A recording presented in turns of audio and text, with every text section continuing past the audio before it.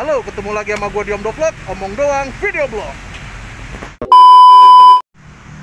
Kali ini gue agak berantakan ya, sorry ya. Jadi kali ini gue ngerapiin rambut gue dulu deh. Nah, biar agak sedikit oke lah. Jadi kali ini gue akan mereview salah satu mobil yang saat ini sangat digemari oleh beberapa kalangan dari menengah ke atas. Kenapa digemari? Karena merek ini adalah salah satu alternatif bagi mereka yang menginginkan kemewahan, namun dia belum memiliki untuk mencukupi pembelian mobil-mobil seperti Hyundai ataupun let's say kita sebut Honda yang middle up ya. Nah, di dalam dunia otomotif, merek ini hadir untuk memenuhi kebutuhan bagi mereka yang mengidamkan sebuah kemewahan, tapi sesuai dengan budget. So, mobil apa yang gue omongin? Stay tune di sini di Omdo Vlog, omong doang, video blog.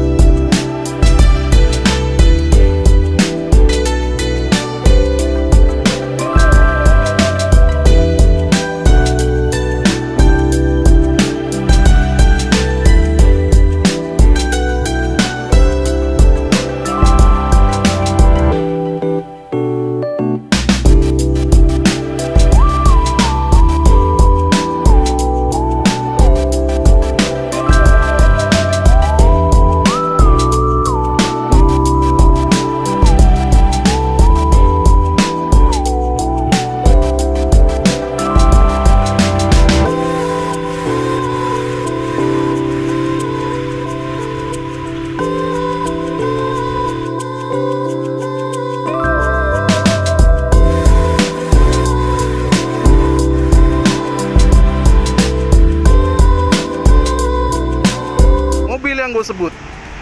Mobil ini adalah Wuling Convero S yang tipenya tipe 1500 luxury manual transmisi. Untuk yang tipe atasnya, dia adalah yang pakai transmisi ACT. Transmisi ACT itu sendiri adalah transmisi yang manual juga sebenarnya, tapi di dalamnya itu ada sensor-sensor dan juga modul untuk mengatur perpindahan giginya. Jadi rasionya pun agak sedikit lebih kurang ya, walaupun dia sudah diisi dengan 6 percepatan. Tapi yang ini adalah yang model manualnya dengan 5 percepatan. So, kita bahas dulu yang di bagian interior. Wuling Convero yang 1,5S ini adalah yang sudah sudah facelift di tahun 2021. Ini karena gue nyalain semua lampunya ya. Ini setelah di RL, ini bentuknya cakep banget. Kalau menurut gue, dari posisi depannya, Wuling Convero S ini cakep. Serius, gue nggak bohong. Mobil ini cakep banget. Lampunya juga sudah dilengkapi oleh proyektor. Namun sayang, dia masih menggunakan lampu halogen. Kalau ini misalkan dikasih lampu LED ataupun lampu yang HD, itu lebih oke lagi sih ya. Sedangkan fog lamp mengingatkan gue kayak bentuknya mobil expander, tapi yang dikecilin. Kalau expander kan gede ya di sini ya. Ini gue kecilin. Depannya sangat asik banget dengan model facelift yang terbaru ini, asik banget daripada dengan model yang sebelumnya yang menurut gue agak kaku ya. Karena Convero ini kan juga ada model untuk mobil barangnya. Nah, perbedaannya jelas banget kalau yang di model facelift ini sangat berbeda dengan model yang di Convero untuk yang mengangkut barang. Ini beda banget, ini jauh lebih elegan. Dan menurut gua ini nggak kalah dengan pesaingnya. Mobil ini pesaingnya itu berada di, kalau sekarang Expander, Livina, R3, dan Veloz ya. Avanzanya yang Veloz, bukan yang Avanza yang 1300. Cakep sih menurut gua, di depannya cakep banget. Dengan antena yang sudah berada di posisi depan ya. Dia tidak pakai antena tarik-tarikan lagi yang di posisi sini nih, dia udah nggak pakai lagi. Asik sih, cakep. Dari bentuk depannya cakep banget. Untuk model sampingnya gimana? Yuk kita lihat. Dari model sampingnya itu nggak jauh beda dengan Convero yang sebelum facelift, sama-sama aja. Dilengkapi dengan pelek ring 15 dengan balutan ban dari GT Radial yang Campiro Eco. Sayang banget ya, kenapa semua ban mobil sekarang itu kebanyakan yang Campiro Eco atau Dunlop Eco, Enasafe, atau yang Bridgestone Ecopia dan lain-lain. Gue kurang suka ban Eco-Ecoan. Pada dasarnya kenapa? Karena keras aja sih pada dasarnya sih. Dan yang paling spesial adalah ban depan belakang ini udah disc brake. Belakang tidak lagi pakai tromol, disc brake semuanya. Ini yang menjadi satu keunggulan. Karena kita bisa lihat beberapa mobil kayak R3 masih tromol. Terus let's say Honda BR-V itu juga masih tromol. Veloz masih tromol. Tapi ini sudah dilengkapi dengan disc brake di keempat rodanya. Good job Wuling, good job. Buritan-buritan sampingnya yang paling jelas ya, ketegasan dari nih garis sampingnya nih. Set. Ini tegas banget ya. Tegas banget nih garis sampingnya nih. Itu juga oke. Lampu sennya ya pakai LED, itu udah pada umumnya mobil-mobil zaman sekarang. Kayaknya dari sisi samping kanan kiri sama ya. Jadi pada dasarnya mobil ini, gue mengingatkan mobil ini ke mobil apa ya? Kalau lo tahu mobil GMC yang di Amerika, dia ada kelas middle-nya. Dia bentuknya hampir seperti ini, cuman bongsor, lebih bongsor. Nanti gue tunjukin gambarnya. Samping kanan dan depan sudah, kita coba lihat ke belakangnya. Ayo. Dari model belakangnya, gue agak nggak begitu suka ya. Ini agak apa ya, cenderung terlalu jadul, kotak banget gitu kan. Jadi agak kurang tampil, dinamisnya agak kurang gitu. Cuman sekali lagi ini kembali ke selera orang masing-masing ya. Di tengahnya jelas logo Wuling, besar, sedikit lebih besar. Tulisan Wuling dan Convero-nya ini tipenya 1,5L. Dan sayangnya ini nih harusnya bisa berfungsi sebagai fog lamp belakang. Jadi kalau misalkan ada kabut, lampu-lampu kayak gini nih, dia menyala merahnya lebih terang ya. Dan itu bisa menandakan bahwa ada mobil di depannya gitu. Jadi mobil yang belakang kalau ada kondisi kabut itu terbaca jelas kalau di depannya itu ada mobil. Ya ini kondisinya biasa ya, ini ada wiper dan lampu di atas ini high mount stop lamp. Itu juga udah pada biasa pada mobil pada umumnya. Garis tegas jelas ini ada nih, jelas dari sini nih garis tegasnya. Itu oke, ada. Dan ini ownernya lagi nungguin gue review. Halo mas. Kemudian apa lagi ya? Kalau di sisi belakang sih udah cukup. Nah, mobil ini juga punya sebuah keunggulan. Keunggulannya apa? Nanti ada di dalam interiornya. So, stay tune ya di video ini, kita lihat interiornya. Sekarang gue sudah berada di dalam mobil Wuling Convero 1,5 Convero S 1,5 luxury tipe manual. Yang menarik apa sih? Nih, gue kasih tahu yang menarik. Speedometernya sudah tampil modern. Yang oke banget, ini ada ukuran ban ya. Ukuran bannya ini 2,6, 2,4, itu ukuran bannya terbaca di situ.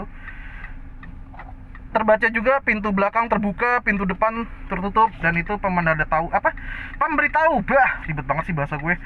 Pemberitahu kalau misalkan ada pintu yang sudah tertutup atau masih terbuka. Ini gue pakai lampu hazard ya. Pada dasarnya sih mobil oke ya. Speedometer 200 bray. Tapi gue yakin sih nggak nyentuh 200 ya, 140 pasti udah ngeden. Secara mobil ini adalah 1500 cc dengan teknologi injection ya. Dan tenaganya juga nggak besar sih, hanya 98. Makanya itu gue nggak yakin sih dia bisa nyentuh 200 kecuali dia sudah modifikasi mesin ya. Nah, ini tape-nya terintegrasinya bagus banget.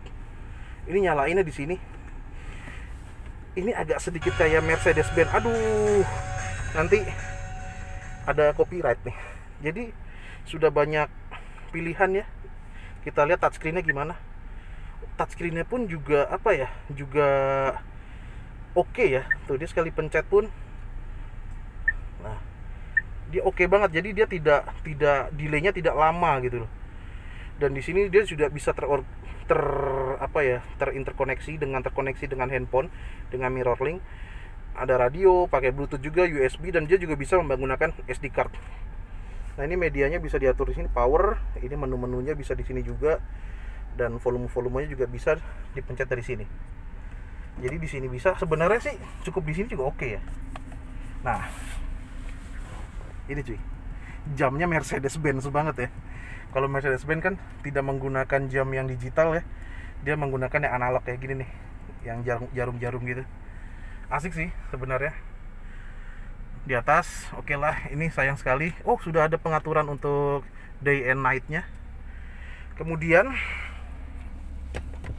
nah untuk door trim pintu sendiri, dia sudah ada yang bagian soft touch-nya. Itu asik sih.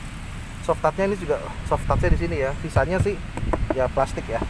Plastik pada umumnya. Untuk dashboard-nya juga plastik. Dan ini nih, lapisan ininya gue seneng banget sih. Beda daripada yang lain. Biasanya kan kalau mobil-mobil lain apa yang black piano tone atau yang model kayu, ini enggak nih. Ini cakep-cakep. Dan sedangkan untuk model AC-nya itu unik banget sih cuy, dengan dilapisi chrome. Tapi gue sekali lagi ya, gue paling nggak suka dengan chrome-chroman. Ini di sini dilapisin chrome. AC-nya tuh kayak mata ya, sekilas kayak mata gitu. Nah, ini sebenarnya depannya kayak gini sih, dia sudah ada power socket di sini ya. Power socket.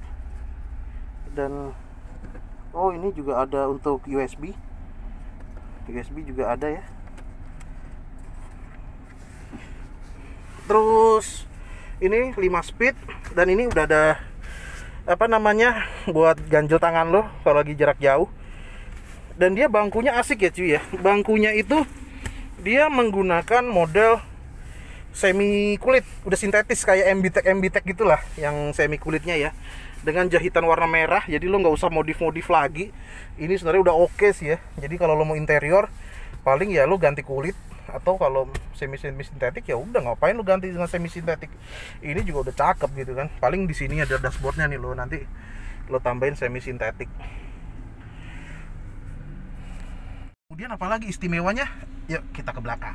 Kali ini gue sudah berada di posisi tengah dari mobil Wuling Convero S. Apa yang spesial? Mobil ini menganut sistem captain seat di bagian tengahnya, dan sudah ada penyangga tangan. Handrestnya sudah ada juga, ini juga sudah ada, dan bisa dimaju mundurkan kan? Maju mundurkan ya. Beli betang sih omongan gue. Nah ini enak sih posisinya. Nah ini posisi duduk di depan gue, tadi gue nyetir. Nah ini udah posisi maksimal di belakang ya. Ini udah gue paling mentok belakang.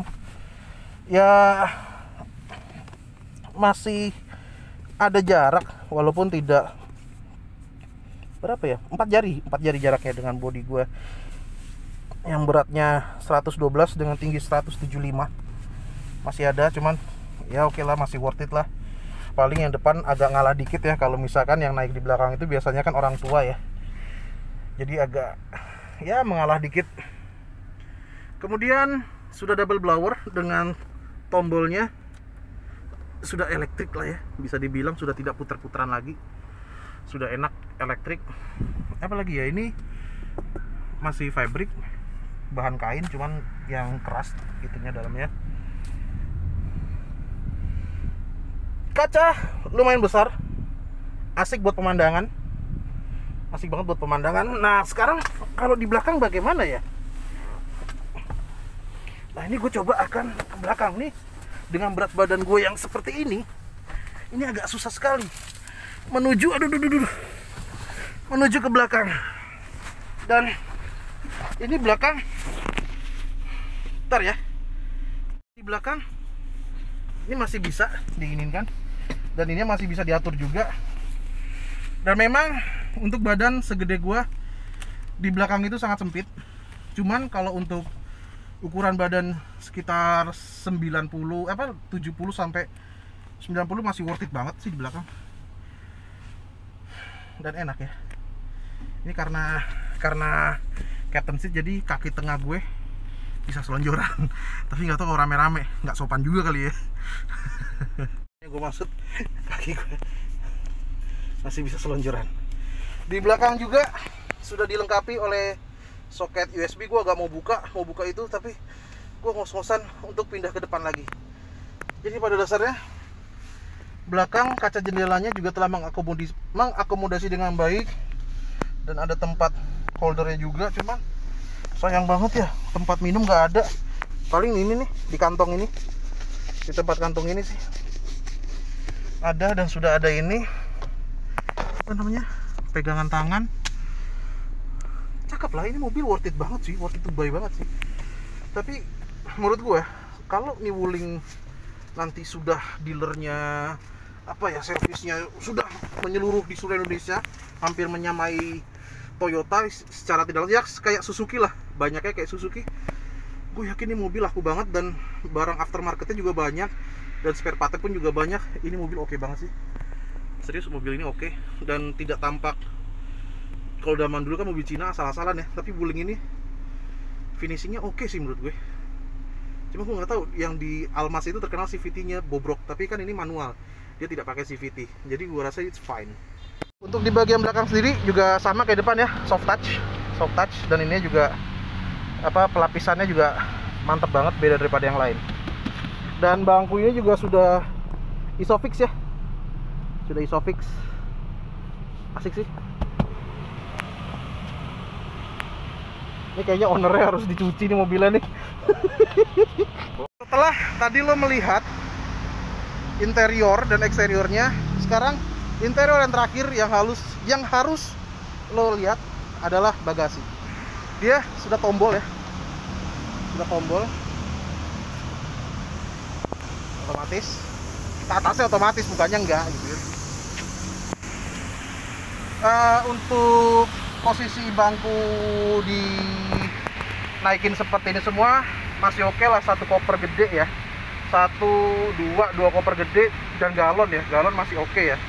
masih masuk. Cuman kalau lo bawa barang banyak untuk keluar kota, ke Jawa atau ke Sumatera, bangku ini bisa lo tekuk.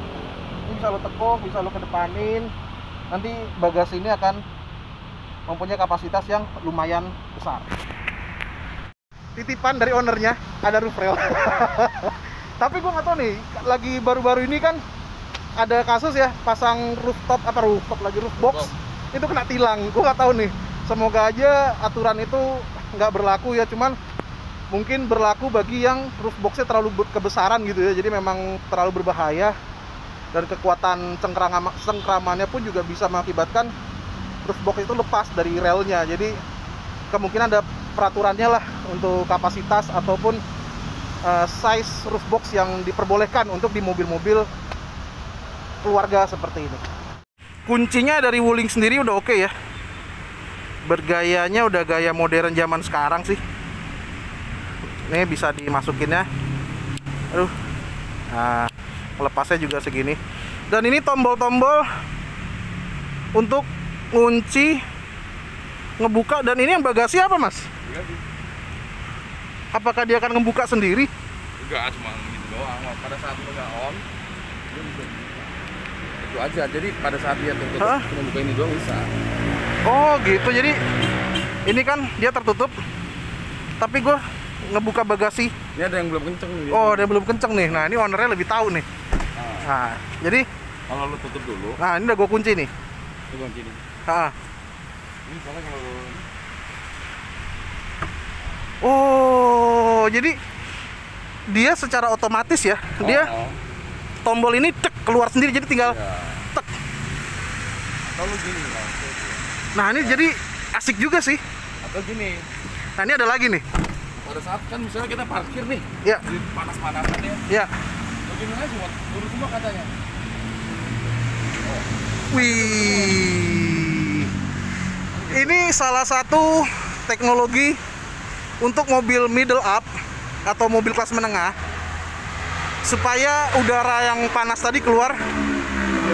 Ini terpasang loh di Wuling Convero S yang tipe 1,5 luxury manual. Jadi ketika lo gimana, Mas? Ini harus gini dulu. Ah, ini harus ditutup lagi nih. Tapi dia tidak otomatis bisa nutup lagi ya. Jadi harus nutup sendiri lagi gitu. Jadi teknologi-teknologi yang berada di Wuling ini sebenarnya sudah advance ya. Sudah advance dan ya memang seharusnya sudah diaplikasikan ke semua mobil gitu loh, untuk bisa supaya ya laku lah mobil-mobil berhasil pasaran nih.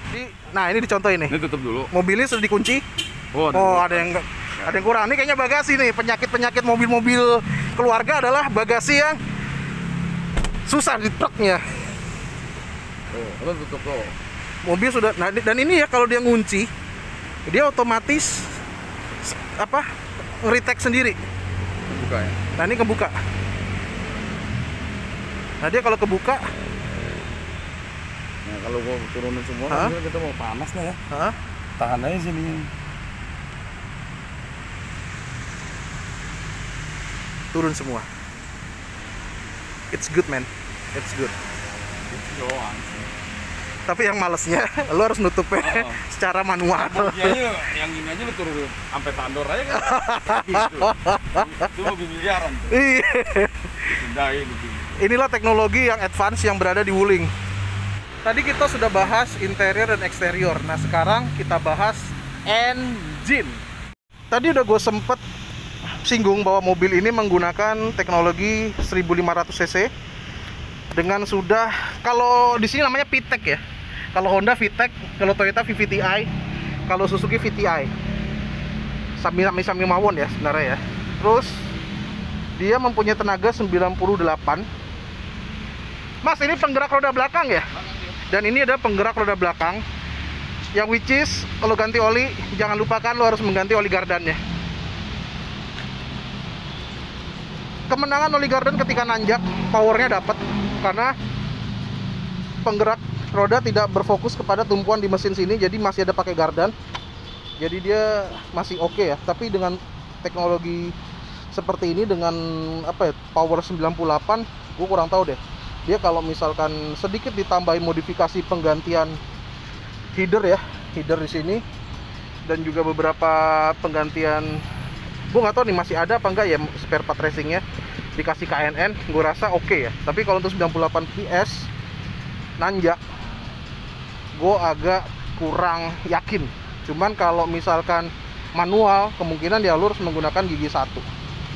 Seperti itu sih.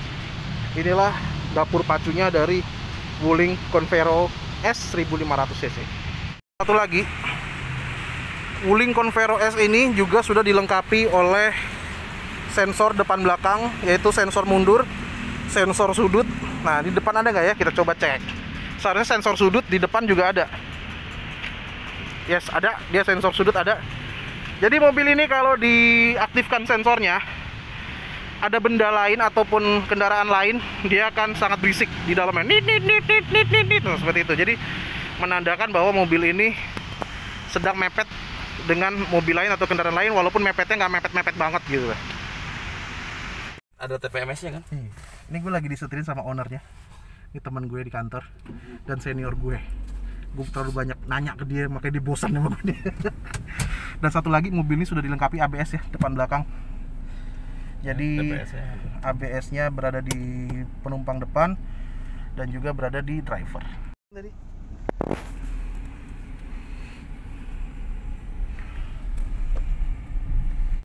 Tadi kita udah bahas interior, eksterior, teknologi-teknologi yang ada di Wuling Convero S 1500 Luxury tipe manual. Kemudian apalagi ya, bagasinya, kelapangannya ya, terus juga ya kelengkapannya. Menurut lo worth it gak sih mobil ini dibeli? Secara pribadi worth it. Mobil ini berdasarkan info dari ownernya itu membeli seharga, ini gue sebutin nggak ya? Beda-beda OTR. Tapi kalau tadi gue lihat ya, gue lihat di apa namanya, di websitenya, itu antara 180 untuk tipe yang paling bawahnya sampai 215 lah untuk tipe ACT. Nah, ini berada di bawahnya ACT persis. Jadi ini kemungkinan berada di 200-an, tetap berada di 200-an. Nah, worth it atau enggak? Lo bayangin Veloz 1500 cc, lo bayangin Honda BR-V, lo bayangin XL7 ya. Ketika oke lah, lo Veloz dan Brez yang Honda BR-V sekarang itu memang dilengkapi dengan teknologi yang hebat. Cuman lo bayangin R3 deh, bayangin XL7, dibandingkan dengan mobil yang ada di belakang gua ini, menurut gua masih worth it ini. Cuman sekali lagi, Suzuki masih menang dalam masalah aftermarketnya, spare partnya pun juga masih menang daripada Wuling. Seperti yang gue bilang tadi, kalau Wuling ini sudah menguasai pasar aftermarket, spare partnya di mana-mana ada, itu gue rasa ini mobil juara. Dan satu lagi, perlu ada namanya pembaruan di dalam manajemen teknologinya, karena seperti Almas ya, ini alhamdulillah ya, ini bukan CVT ya, ini yang manual. Kayak Almas CVT-nya bermasalah. Kalau ini, gue yakin karena manual fine-fine aja. So, menurut gue sampai di sini dulu review dari mobil Wuling Convero S yang tipe 1500 Luxury, 1,5 Luxury manual transmission. Beli worth it apa enggaknya gue kembalikan lagi kepada para omnivore semua. So, jangan lupa like and subscribe ya, sekali lagi like and subscribe. Terus tetap tonton video-video Omdo Vlog berikutnya, karena kita juga ada mau review beberapa mobil lagi. Mohon maaf, beberapa minggu ini kita tidak mengeluarkan video karena memang agak susah mencari pinjaman mobil. Gue doain orang-orang semuanya punya mobil bagus biar bisa direview sama Omdo Vlog. So, tetap tonton video-video kita yang lainnya, and see ya.